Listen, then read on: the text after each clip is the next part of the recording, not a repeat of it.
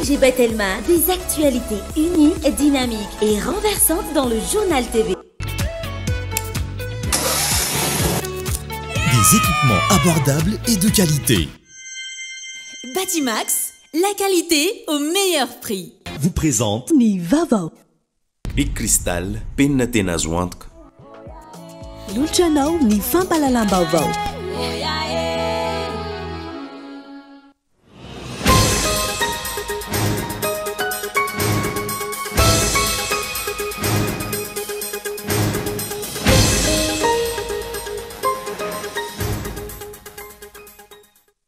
Calmon na fanalana fanaintainana fotsiny ihany ireny kabary nataony Andry Rajoelina dia niavoloha omaly ireny mety ho afaka ny fanaintainana fa ilay aretina mahazo ny vahoaka malagasy mbola mitoetra mandrakariva ary vao maika miombo. Ny kady politika ho fanamafisana olona ny toerana no mahamaika ny mpitondra fa tsy ny fampandrosoana ny firenena ho ny fanehoan-kevitra ireo mpanao politika sy mpanaraka ny raharaham-pirenena androany izay tamin'ny ankabeny ny fanehoan-kevitra azon'ireo mpanao gazetiny Kolo TV tamin'ny faritra Maritra eto Madagasikara taorian'ny fitsanganan'ny governemanta.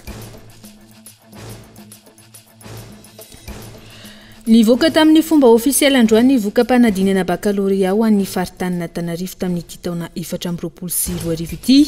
Ny ena ho 420 faingo 720 ny taham-pahafana ho an'ireo izay nisafidiny baka général raha toka 450 faingo 720 isanjato izany taon-dasy.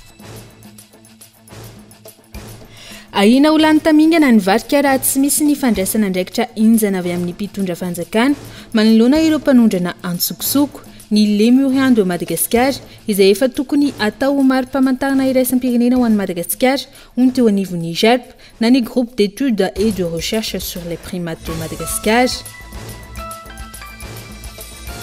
Any ivelany leo ny fifindramonina matetika no ny fivoarany ady eo amin'ny Israel sy Hamas ireo Palestiniana ao a-bande de Gaza ankehitriny saika isan'andro no milatsaka ny baikony amin'ny tokony ifindran'izy ireo amin'ny toeran-kafa ka tsy hita intsony izay toeran-kale. Arahintsika avy hatrany any andindin'izay.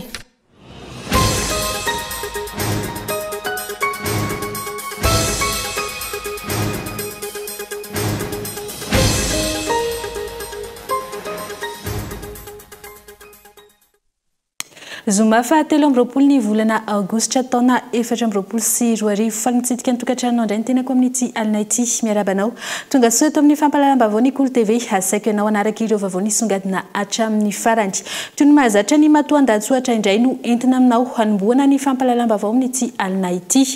Calmon na fanalana fanaintainana fotsiny ihany ireny kabary nataony Andry Rajoelina teny iavoloha omaly ireny mety ho afaka ny fanaintainana fa ilay aretina mahazo ny vahoaka malagasy mbola mitoetra mandrakariva ary vao maika miambitombo. Matoan-dahatsoatra Gaeton Andriatsilafo. Maro ny fanehoan-kevitra miseho taorian'ny fanendrena ireo mpikambana eo anivon'ny governemanta omaly. Ankoatrany hoe ny omaly tsy miova, ny eo ihany no avadibadika, ikoto zafy ihany no Alexis, dia maro no milaza fa tsy ampiova na inona na inona eto amin'ny tany sy ny firenena io governemanta vaovao io. Na dia nilaza aza i Andry Rajoelina fa eo amin'ny fanendrena vao manomboka ny asan'izy ireo. Ny zava-misy aza dia ny hoe miampy indray ireo olona niditra anamafy ny fahefan'ny mpitondra sy hiaro azy amin'ny tsy fanaran-dalàna, ny tsindry sy ny raha-matahora ary ny didy-jadona indrindra amin'izao ankatoky ny fifidianana be ny tanàna izao. Ireo nanatevin-darana ireo izay manantena angamba fa izay no any lalana tokana ahafana manao takilay olona arahiny eo amin'ny andraikitra sy asasahaniny eo anatrehany ny firenena. Ny fanontaniana mipetraka manoloan'ireo olona napetraka amin'ny toeran'ireo izay mametraka ny politika mpanjakana sy ireo asa fampandrosoana dia ny hoe avy amin'ny safidy nataony mponina tamin'ny alalan'ny fifidianana ve izy ireny izay mipetraka amin'ny anaran'ny fanjakana sy amin'ny anaran'ny vahoaka malagasy sa avy amin'izay fomba fijery sy fananana fomba fijery mikendry tombontsoa manokana izay. Ny dradradradra ihany koa ny fampandriana drisa, ny fampanantenana sy ny fitanisana ireo paikady tsy maintsy irosoana amin'ny fanafahana ny Madagasikara ao anatin'izao fahantrana lalina amin'ny alalan'ny fametrahana fanjakana tsara tantana sy manaja ny demokrasia. Ohatra amin'izany ny filazana fa tsy maintsy azo jiro mazava avokoa ny malagasy rehetra manerana ny nosy ao anatin'ny ray taona ary tsy maintsy aleo tena ara-tsakafo ny malagasy ary anondrana tsy oela sy ny sisa raha amin'ny tontolo ny fitsaboana dia ireny kabary nataony andry rajoelina ireny no antsoina hoe calmant na fampiantona fanaintainana mahomby ary tena mahomby izany calmant izany satria afaka tokoa ilay fanaintainana raha vao mihinana azy izay tokony alaina fanaintainana fa ny olana dia tsotra mbola mijanona ilay aretina tsy manaisotra ilay aretina marary na ilay aretina tsy akory ny calmant izay omena raha miteny ohatra irajoelina fa omena jiro mazava avokoa ny malagasy rehetra dia izay ilay calmant omen'ny vahoaka fa ny olana mamaha ny olany delestage mamaha ny olany jiramavy ny jiro mazava io delestage sy ny olany jirama io ny tena aretina raha miteny hoe aleo tena ara-tsakafo isika dia calmant izany fa ny ao ambadika izay maro ny aretina mikika ireo tanjapamokatra malagasy feny tsy ny fitanisana ireo karazana calmant ireo no anala ny aretina mahazo ny vahoaka malagasy sy ny firenena iray manontolo amin'izao fotoana raha izany mantsy dia efa sitrana ny malagasy satria nanomboka tany amin'ny taona 2024 no efa nandrenesana karazana calmant na fanalana fanaintainana maro isan-karazany ny malagasy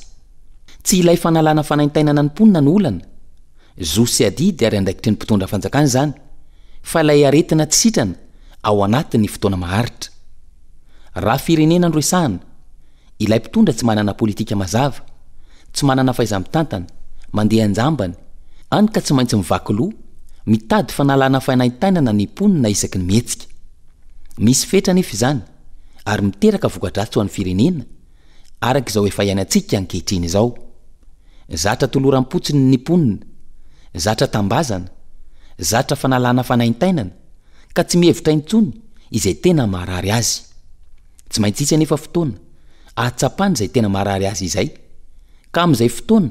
vao hiasarotra ny toedrarà eto amin'ny tany sy ny firenena ny kajy politika ho fanamafisana orana ny toerana no mahamaika ny mpitondra fa tsy ny fampandrosoana ny firenena ho ny fanioan-kevitra ireo mpanao politika sy mpanaraka ny rarahan'ny-pirenena androany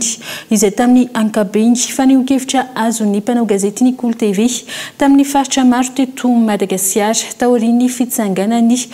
gouvernemanta fanadidina mikasika izay ny Onasaina. Tsy olana avy amin'ireo minisitra ihany no fototra mahatonga ny firenena amin'izao toerany ankehitriny izao ho ny fanioan-kevitra ireo mpanao politika androany. Efa impiry zay ny gouvernement niova efa impiry dia ny olana zany dia zao misy mpanome baiko ao amin'ny fitondrana io mpanome baiko tsy ho an'ny tombontsoa ny vahoaka malagasy fa mpanome baiko ho an'ny tombontsoa amin'ny manokana misy zavatra anankiray aloha hitako nety dia ny fanalana ny ministra ny fitsarana Madame Landiny, ministre fitsarana farany teo. Satria izy dia hitako voaroroy anatina zavatra ngeza ohatra fotsiny zany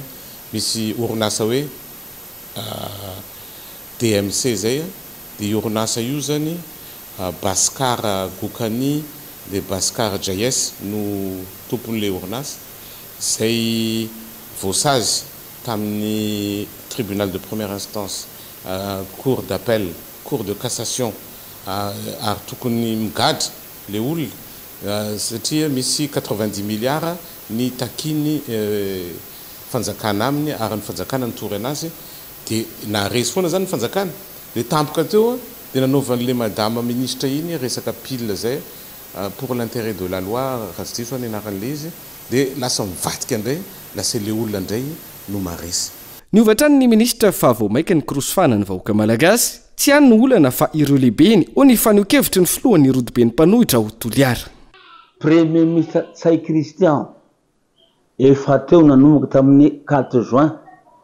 2018 ny hita tamin'izay tamin'ny tondrana nandritran'izay 9 taona na premier ministre Tsay Christian zay dia ny korosofana ny fiainam-bahoaka ny hamihena ny fidirany zazan-tsekoly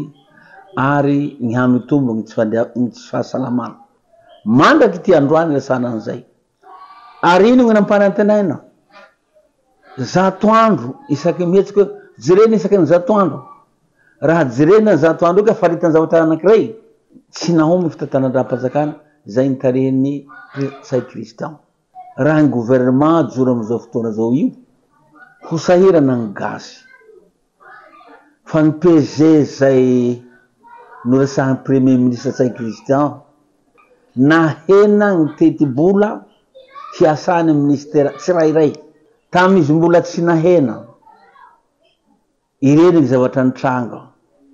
ka raha hena ny teti-bola iasany ministera tsirairay dia fahapotehan'ny firenena zany. Tsisy fampandrosoana azo antenaina fa akazy politika no betsaka hoy ny avy any Antsinanana ka dia tena ny fifidianana be ny tanàna no antony nanendrina ny governoran'ny faritra Antsinanana ho ministra hoy ny fanio-kevitra. Fa sao dia olo andeha ajabaka andeha manipilegna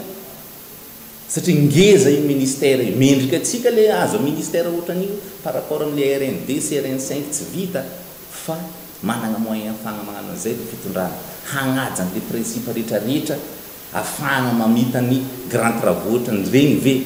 io ministre voatendry sa ajabaka andeha hanao zavatra tsy tokony ho ataony izy dia le resaka calcul politique andresahako te zagny marisarisa ny fitondram-panjakana mety fahazahoana ny capital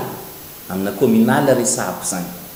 satria mety misy candidat favori noho ny Irmara ao Antananarivo.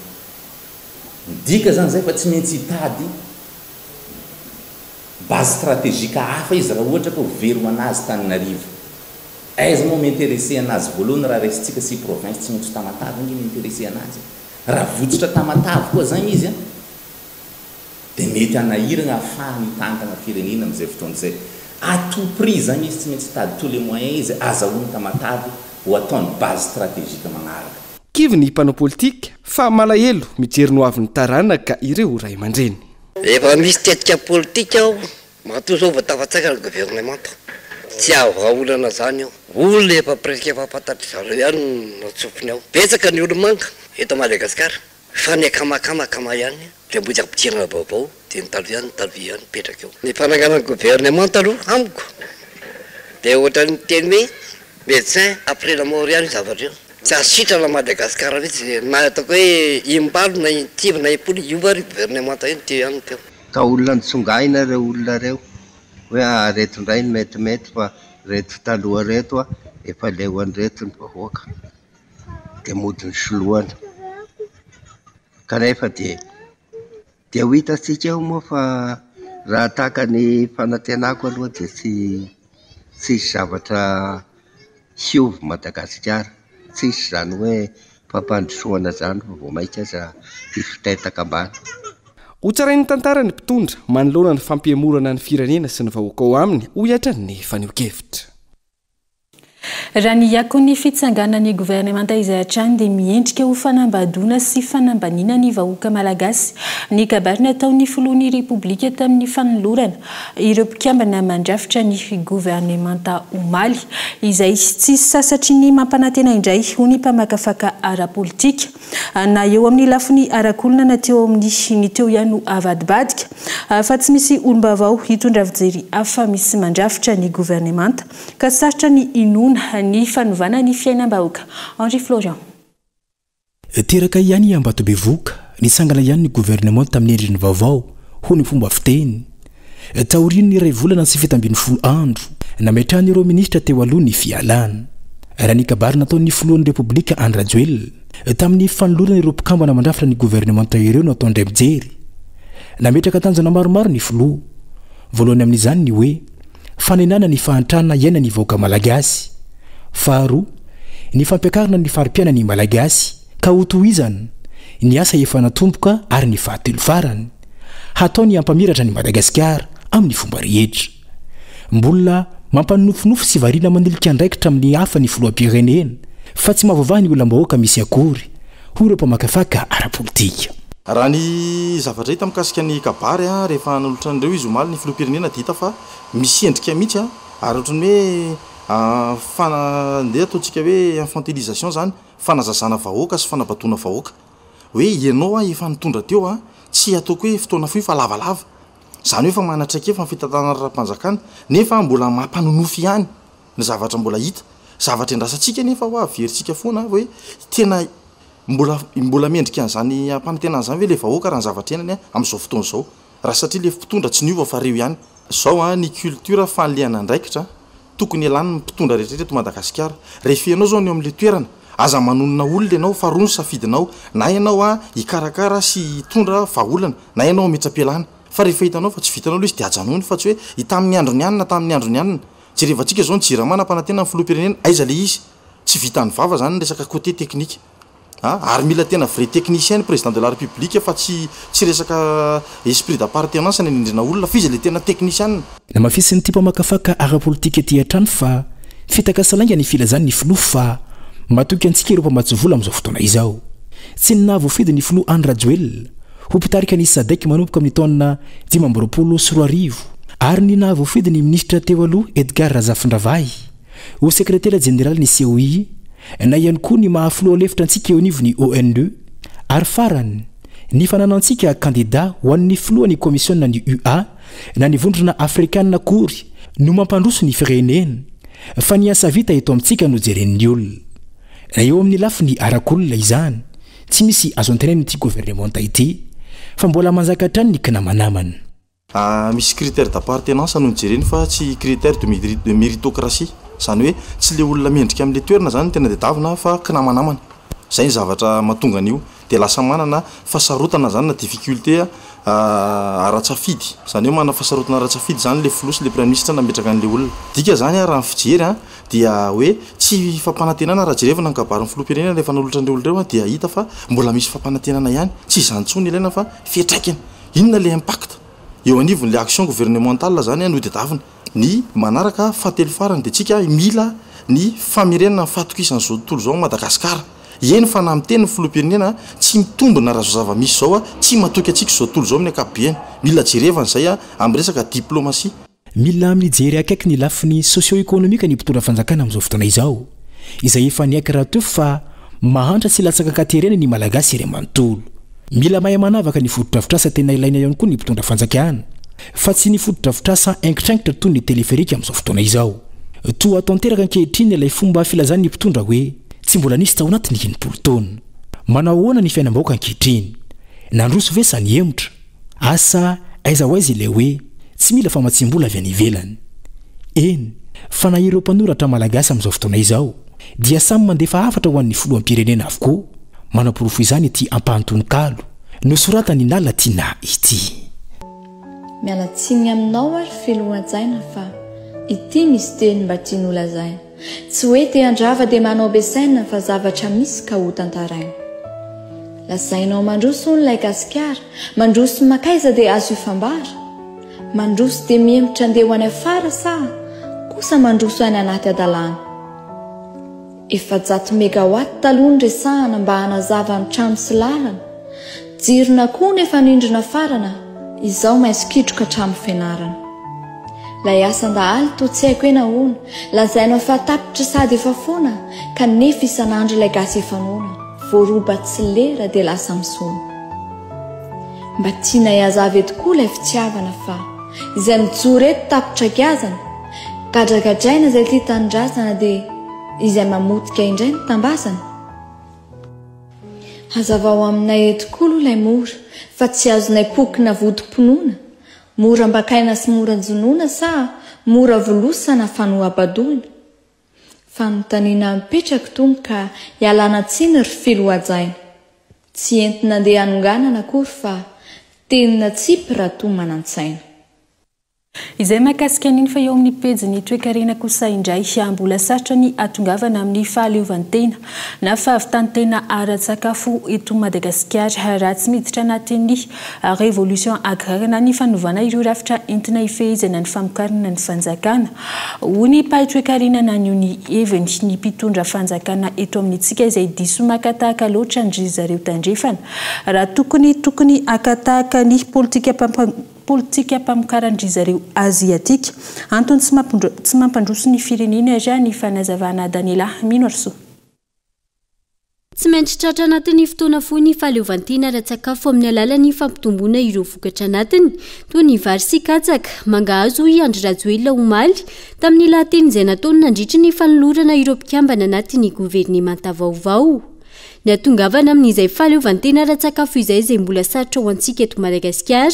Tsy vitany resabe fotsiny ihany no izy mitaky fanovana rafitra maro tsy finiavana avy amin'ny mpitondra. Boatsika eto Madagasikara aloha zany amin'izao fotoana izao sarotrarotra amin'ny fandidiana satria raha malala aloha zany ny fahafaha mamokatra tsika. Any amin'ilay tena fahafaha mamokatra ve le fitaovana ve no olana sa le tany ve no tsy mamokatra sa le olona mpamokatra ve no tsy ampy fahaiza-manao takiny vanim-potoana ankehitriny sa le vokatra tiatsika vokarina ve no mila ovaina voavaly ao anatin'izay finiavana ametraka souveraineté alimentaire zay ve zay zavatra zay. Faharoa manarakarak'izay tsara jerena ihany koa ny hoe manao ahoana ny fomba fanjifatsika n'ilay le vokatra zany tsy mijanona fotsiny ao amin'ny famokarana zany. Olana eto amintsika satria makataka loatra ny politika mpamokarana avy any ivelany ny fanjakana any ka tsy mandeha amin'loniny izay lafo ny famokarana anatin'izay. Ny mpamokatra sy ireo mpanjifa ireo mpandraraha sy mpanelanelana izay samy te hiaka-tombony avokoa any ka mifamotika ny samy malagasy. Tokony le toetry n'le famokarana eto mihitsy aloha ny angalana n'le base zany. Raha ohatra hoe ampindram-bola mpamokatra vary zany dia efa fantatra fa tsy maintsy afaka 5 volana any ho any vao misy vola miditra na miakatra ny vokatra sy ny ohatrohatra zany. Ny vary aty Madagasikara intelo miakatra ihany na indroa miakatra ihany anatin'ny taona dia eo ihany koa dia efa ajustena le système financier zany. Na hoe ny fambolena tia tsy dia tena vary ny tena mila le findramam-bola ny olona fa katsaka ohatra. Mikatsaka nefa ny teknika mpambolena mbola le nentim-paharazana ary indray mandeha isa-taona ihany no mamokatra izy na dia manao amina centaine d'hectares dia eo ihany koa zany ohatran'izay hoe jerena aloha izay spécificité an'le modèle atsika izay zany maro be ny manam-pahaizany to afaka miara-ny fametanana. Tsy ahivina fa nafarana vokatra avy any ivelany hatrany no ny masoa ny fitondrana ankehitriny tao anatin'izay 5 taona mahery ny itondran'ny firenena izay. Vary afarana trano namahanana ny vahoaka malagasy tsy nisy ihany koa hatreto ny pekady ny tohana nentina nanampiana ireo tatsapamokatra hito amin'ny toerana na tamin'ny vidina masom-bola izany na tamin'ny vidin-jezika. Ankilany no tendrena omaly ny sekretera-mpanjakana miadidy ny fahaleovantena ara-tsakafo. Ity sekretera-mpanjakana ity izay voalaza fa hanafaingana ny fahatratrarana izay fahavitantena ara-tsakafo izay. Atao vaindohan-draharaha ny fampihenana ny tany kolikoly eto Madagasikara amin'izao fotoana izao. Hoy ny ministry ny fitsarana vaovao Benjamin Alexis Rakotomandimby nandritra ny fifamindram-pahefana tamin'ny ministra teo aloha Randria Manantena Soa Landimbolatiny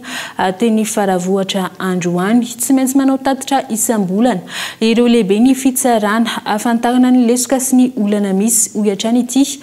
pitahiry ny tombo-kase mpanjakana vaovao ity. Raha itsika ny fanampanazavana mikasika izay. Zay modely zay zany tsiko hienan'ny lehibe fitsarana manomboka ny mbaratonga voalohany mbaratonga ambony fitsarana tampony mba hitako amba amin'isy tsara hoe aizao aitsika zao mba tsy ahita hoe isa-taona vao tonga ty tatsy dia isa-taona zany vao mahita inona mandinana tsy mandeha fa mba isam-bolana dia mahita foana hoe inona nay lesoka azo arenina ary raha mihoatsy ny isam-bolana ianao vao mahita ny lesoka sy ny tsara tokony ampiana tena tara zany. Za tsy afaka hijery ny ataon'ny mpitsara manerana amin'ny Madagasikara manofitsika raha hita hoe mpitsara ahitan'izay atao anaty birao. Nivoaka tamin'ny fomba ofisialy androany voka-panadinana bakalorea ho an'ny faritany Antananarivo tamin'ity taona 2024 ity. Ny enao 450 faingo 720 ny taham-pahafana ho an'ireo izay nisafidy ny baka général raha toka 450 faingo 720 izany ny taon-dasa tranga izay manapirofo fa ny enatra ny faripahaizany zaza malagasy ny fintin'izay ariantin'ny Christian Jimby. Androany maraina no nivoaka tamin'ny fomba ofisialy ny valim-panadinana bakalorea tamin'ity taona 2024 ity ho an'ny eto amin'ny faritany Antananarivo. Ny enao 450 faingo 720 ny taham-pahafana ho an'ny mpiadina niatrika ny baka général raha toka 450 faingo 720 izany ny taona lasa. Amin'ny ankapobeny nahitana fiakarana ny taham-pahafana ho an'ny sériose tamin'ity taona ity izay manodidina ny 270 ho an'ny série A1 570 faingo 900 ny taham-pahafana raha toka 27 isanjato ho an'ny série A2, 27 isanjato kosa ny tahapahafahana ho an'ny série C, ary 27 isanjato ho an'ny série D, 27 isanjato kosa ny taha ho an'ny série L, raha toka mahatratra 27 isanjato izany ho an'ny série S. Raha nitetsy amin'ny fijerenan'ny petadrindrina tetsy amin'ny LM manokana, afaliana tsy orakoraka noho ny andrasan'ireo mpiadina izany valim-palinadinana izany. Tena hoe faly satria tsy mahita toro mihitsy ianao mandritra ny alina, mieritreritra an'le lesona hoe inona ary mety hopotrana. Efa tsy mieritreritra tsony zany ianao hoe zao mety hopotrana fa dia enarana daholo izy mianakavy. Dia io zao série littéraire io dia afaka soma tsara. Dia afaliana tsy afaliana tsy ohatr'izany tena. Misy any lolola manontany hoe ahoana izy tao, fa raha nataoko izay ozy aho dia atokisako, tena natokisako ny anahy. Dia io zao ny anarako misoratra eo amin'ny nahazo mention io. Série A2 dia faly aloha e, faly be na dia atao hoe assez bien ary izy. Mitantena be fotsiny fa tsy haiko hoe nanapo ihany fa tsy nanapo koa nefa fa mitantena be fotsiny hoe mbola akabaka série D dia satria mbola vao nitsapa fotsiny aloha tamin'ity taona ity. Betsabetsaka ihany ny asa tiako atao fa lehibe fa dokotera aloha zao ny tena tiako atao. Série L faly be moa ako, nahazo mention bien tamin'ny maraina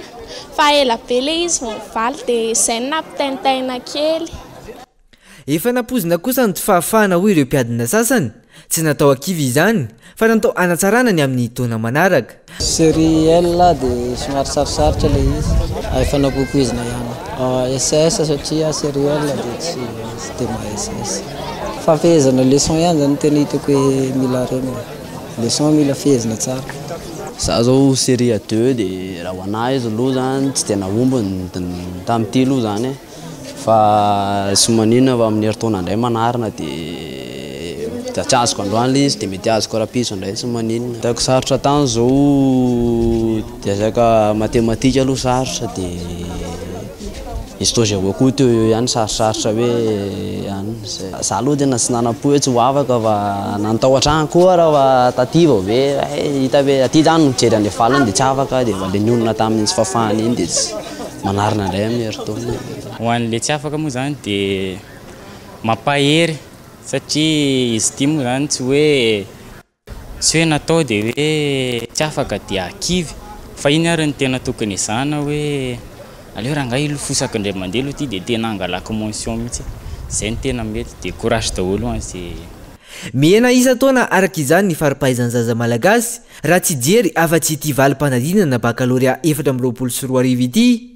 tranga izay manam-pirofo fa lasa ambanin-javatra ny rafim-pampianarana eto amin'ny fireneny. Dia izay koa mamarina ny tapany voalohany ny fampahalalam-baovao mbola mamefitenanao azy amin'ireo fanadihadiana ao amin'ny tapany faharoa.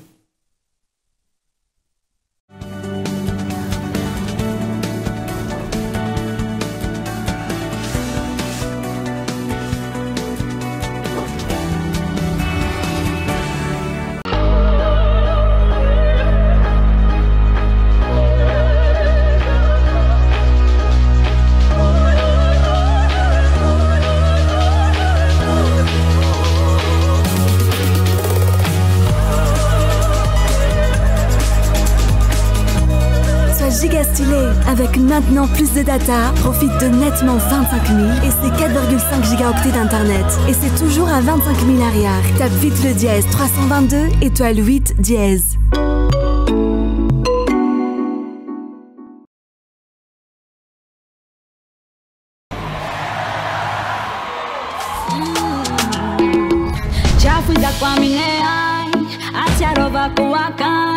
Tiki tiki vo mandenga masuwanuti.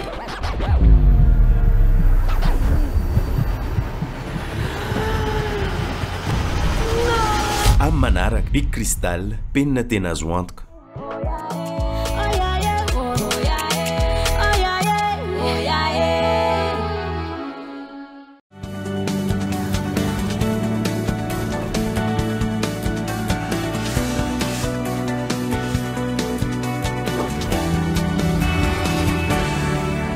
Tavaverina sady atao amin'ny tapany faharoa mamerina ny araba tomboky lasy tomboky vavy asaika ohatrany ianao anaraka ireo vaovao nisongadina atao anatin'ity tapany faharoa ity hotohizantsika amin'izay pejin'ny fampianarana izay hatrany ny fampalalam-baovao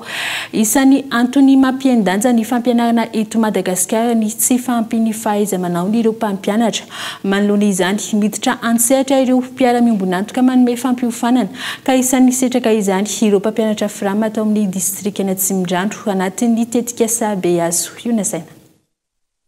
Andry iray yakina ny fanatsarana ny sehatra ny fampianarana ny fanofanana ireo mpampianatra Banabe. Ho an'i Madagasikara, tsy ampy izany ary mahalana ka tsy mifanaraka amin'ny fivorana sy ny fandrosoana ny fahaiza-manao ireo mpampianatra mpampita fahalalana. Io no antony nahatonga ny mpiara-miombonantoka ara-bola sy ara-teknika amin'ny Madagasikara andray an-tanana ny fampitomboana ny fahaiza-manao ireo mpampianatra. Teto Tsimindrano no kendrena manokana ireo mpampianatra Frama. Ny tanjon'izy ity moa zany dia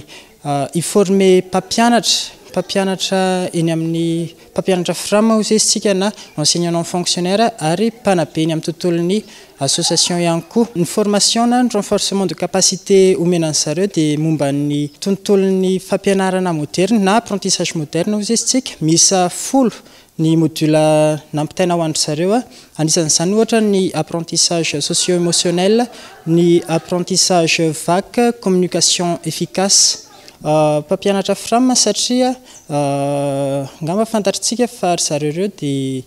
tsy dia tena hoe nahazo fiofanana bebe konkoa mahakasika ny fanabeazana sy fampianarana ankoatran'izay formation initiale azo ny tanambadika. Ahafahana manamafy ny afanganam-pandeha manatsara ny kalitaon'ny fahalalana zaraina amin'ireo mpianatra ny fiofanana tahaka izao hoy ireo mpisitraka. La fifandraisana eo amin'ny lafiny toe-po ny fifandraisana eo amin'ny mpampianatra sy ny mpianatra ny eo amin'ny samy mpianatra ahafahana mivelatra amin'ny naharatsaina eo amin'ny vatana ary ara-pihetsepo zany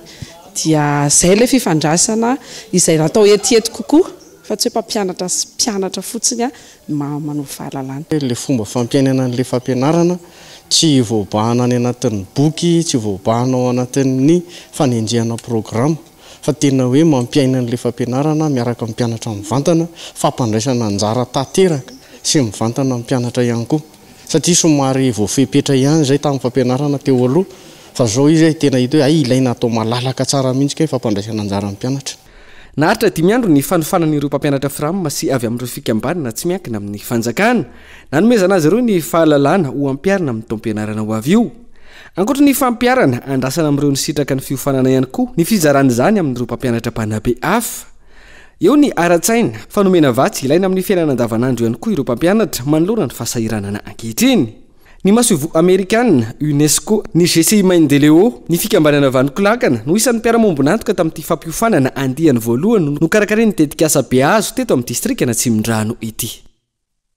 Aina ny anireo olona marefo ery fiarovana manoloana ny aretina variole du singe na ny chinendra ny gidro izay efa mianaka saika manerina ny Afrika amin'izao fotoana ho ny dokotera Rakoto Arivonimanitra na izany mbola tsy tonga eto Madagasikara ity aretina ity amin'izao fotoana 5000 mailo ary tokony anamafy ny ery fiarovana ny tsiraray indrindra ireo marefo rany fanazavana. Daniela Minorso. Efa miparitaka aty Afrika ary efa tonga ao Eropa ihany koa amin'izao fotoana ilay aretina variole du singe na ny variole simienne izay fantatra ihany koa amin'ny anarana hoe nendran'ny gidro. Na izany tsy mbola tafiditra eto Madagasikara ity aretina ity amin'izao fotoana saingy mila mailo sy mitandrina hatrany ny tsirairay indrindra ireo olona marefo ery fiarovana no ity aretina ity izay isan'ny aretina mahafaty haingana. Betsaka ny olona no tebiteby amin'izao fotoana izao. Raha sanatria araka tratra ilay aretina ka manana ery fiarovana ara-dalàna dia tsy maninona aloha izay miaina ny matezary olona fa ity aretina ity raha vao marefo ianao dia hoentiny mody any amin'ny varotra sy ny fody. Zay ny antony anankiray fampiresantsika. Ny dikan'izany raha fantatra momba an'ilay aretina sy ny fisehoana aretina dia mila mitandrina zany manomboka eto hoe reo olona izay miakatra fanahy, reo olona izay misy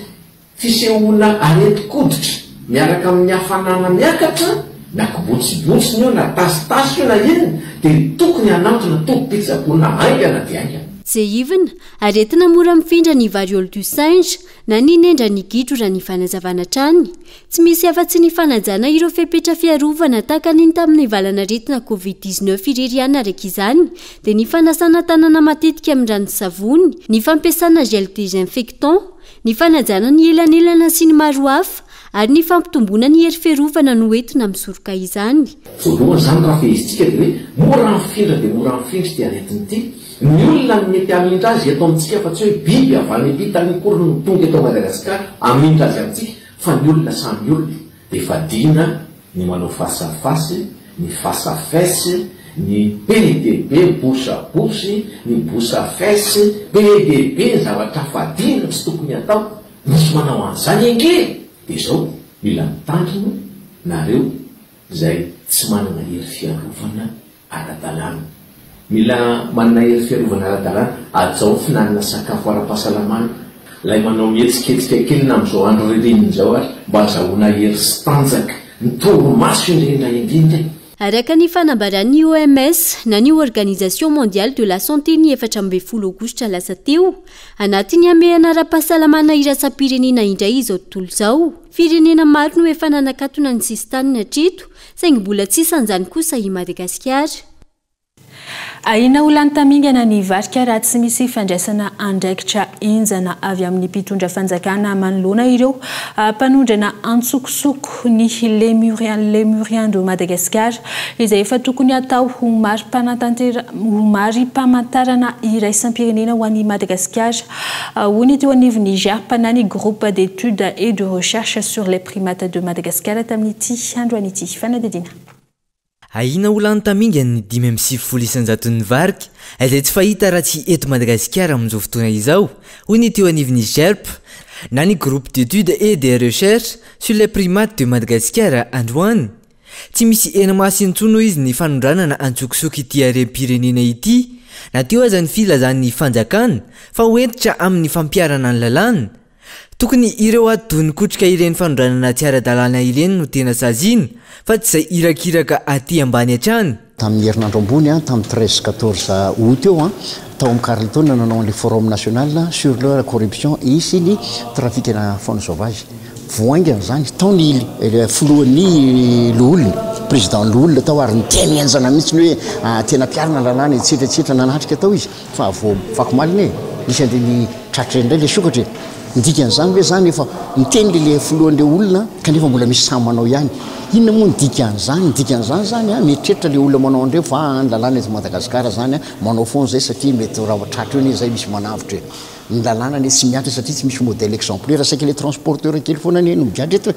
fa le averintsika foana io fa le gros bonnet fa efa nisy gros bonnet. 30 taona mahery no efa biby nampiavaka ny Madagasikara ny Lémurien ka tokony apetraka ho mari-pamantarana iraisam-pirenena hoetrany ny fanazavana. Zay ny eritreritra fa tao anatin'izay 30 taona zay mba miovana ngany logo any emblème Madagascar mba miova Lémurien satria io biby mampiavaka antsika 50 millions d'années raha zabeandreo tonga io omby io tsy any Madagascar io tsy atsika io tsy Madagascar irery zany no mananao ampiasany omby io amin'ny culture no amin'ny zava-dehibe fa mandehany ianao any Afrika fa ny olona miteny an'izany mantsy matetika dia teto any izy mbola tsy mivoaka eny bary fa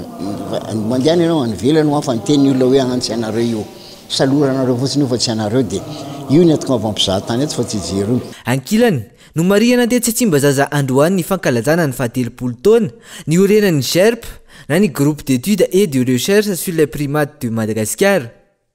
Ny tao amin'ny commune Ambohimanambola sy Masindraindray androany no nisitraka ny hetsika fivarotana fitaovam-pianarana amin'ny vidiny mirary izay karakarainy fikambanana vehivavy malagasy miara-miaingana ny VMMM ity hetsika ity izay natao ho fanamahavanana ny fahasahiranan'ireo ray aman-dreny amin'ny fividianana fitaovam-pianarana indrindra amin'izao akatoko ny fidinan'ny mpianatra izao. Tahaka ireo commune hafa tsy diso anjara tamin'ny hetsika fivarotana fitaovam-pianarana tamin'ny vidy mirary izay karakarainy fikambanana vehivavy malagasy miara-miainga ihany koa ny tao amin'ny commune Ambohimanambola sy Masindray androany. Ity hetsika ity izay natao hanampiana tanteraka ny indray aman-dreny mpianatra amin'ny fanomanana ny fidiran'ny mpianatra ny 9 septambra ho avy izao. Isataona izay tonga eto Ambohimanambola foana dia tena mankasitraka ny olona dia mbola mangataka ny firenanay fa ny olana eo amin'ilay fotoana zao mbola hijerikely zay dia arakarak'izay ny andaminanay anazy fa raha ohatra misy fafana dia miverina ihany zay mamonjy an'ireo ray aman-dreny tsy miova fodi-kevitra satria ny vehivavy malagasy miara-miainga reny dia matsapa be ilay vesatra amin'izao fidiram-pianatra izao dia niezaka izay hoe tsy ho tapahanay mihitsy nietsika izay fataonay fa ny ekipa rehetrarehetra zao tsy ny eto Ambohimanambola ihany fa ny Aksaray any Avaratrano koa mbola misy manao amin'izao tsika amin'ny resaka izao. Jehivana ankoatra ny fandoavana ny saram-pisoratana anarany mpianatra sy ny saram-pianarany isany manahirana ireo ray aman-dreny ihany koa rehefa ankatiky ny fidiran'ny mpianatra tahaka izao ny fividianana fitaovam-pianarana. Ny vidin'ny fitaovam-pianarana raha teo izay nahitana fiakarana ho an'ity taona ity antony mahazava-dehibe ny fisian'ny hetsika fivarotana fitaovam-pianarana amin'ny vidiny mirary tahaka izao hoy ireo ray aman-dreny mpianatra tonga nanjifa izany. Sara raha misy fitaovana mora tonga ety atoerana fa na misy raha mora ny Antananarivo na le déplacement na le toerana fanalavitsaka koa amin'le ety an-tanàna dia aleo manjifa an'le mora ety an-tanàna. Amin'izao mahasahirana daholo ny olona dia ilaina misy ny hetsika ohatr'izao mba manamora ny fampidirana ny ankizy any an-tsekoly. Ny tena marina zany tena miakatra be ny vidiny mo le zanako gosy dia mila fitaovana mba nana satria goka le kahera vao manindry mafy izy dia zay mampatonga ana miprofite eto androany. Mora aloha par rapport amin'ny efa nampitahinay hatramin'izay tena ilainay. Eo Ikanja Ambohimanga kely akaiky ny FJKM Ikanja sy etsy Ankarobato akaiky ny arefasana indray ho an'ny rampitso no anohizany fikambanana vehivavy malagasy miara-miainga izay etsika fivarotana fitaovam-pianarana amin'ny vidiny mirary izay. Maresaka any ivelan'ny vetivety leo ny fifindramona matetika noho ny fivoaran'ny ady eo amin'ny Israel sy Hamas ireo Palestiniana ao à bande de Gaza ankehitriny. Saika isan'andro no milatsaka ny baikony amin'ny tokony ifindran'izy ireo amin'ny toeran-kafa ka tsy hita intsony izay toeran-kale ho ny fanazavana. Ny teo anivon'ny ONU izay nanamafy fa tsy misy intsony ny toerana azo antoka ao à Gaza izay lasa sana tanteraka amin'izao fotoana. Raha ny tao anatin'ny telo herinandro voalohany volana aogositra izay misy 110 raha ny fanazavana ny ordre d'évacuation avy amin'ny tafika izay navoakasika Gazaoui 5 alina sy roetsy izany hoe 12 isanjato ny mponina voakasiky ny ady ao amin'ny Israel sy Hamas tao anatin'ny 10 volana mahery izay. Dia anko tompoko lasy tompoko vavy no mamarana ny fampalalam-baovao eto amin'ny Cool TV ho amin'ny ity alina ity isaoraka ianao nanaraka izany hatramin'ny farany. Ny ekipa ny fampalalam-baovao kosa dia mbola manome fotoananao ho amin'ny rapitso indray. Veloma tompoko.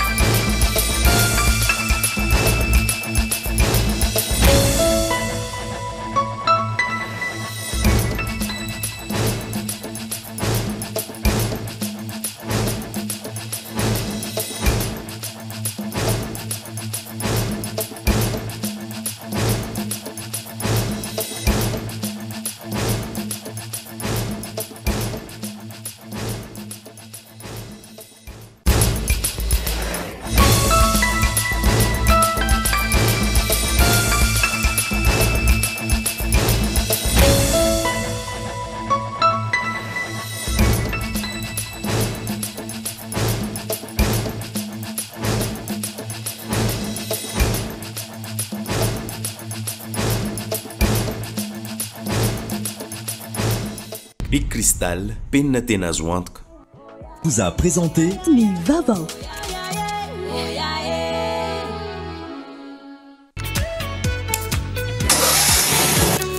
Des équipements abordables et de qualité. Batimax, la qualité au meilleur prix. Vous a présenté Ni Vavao. 5G Batelma, des actualités uniques, dynamiques et renversantes dans le journal TV.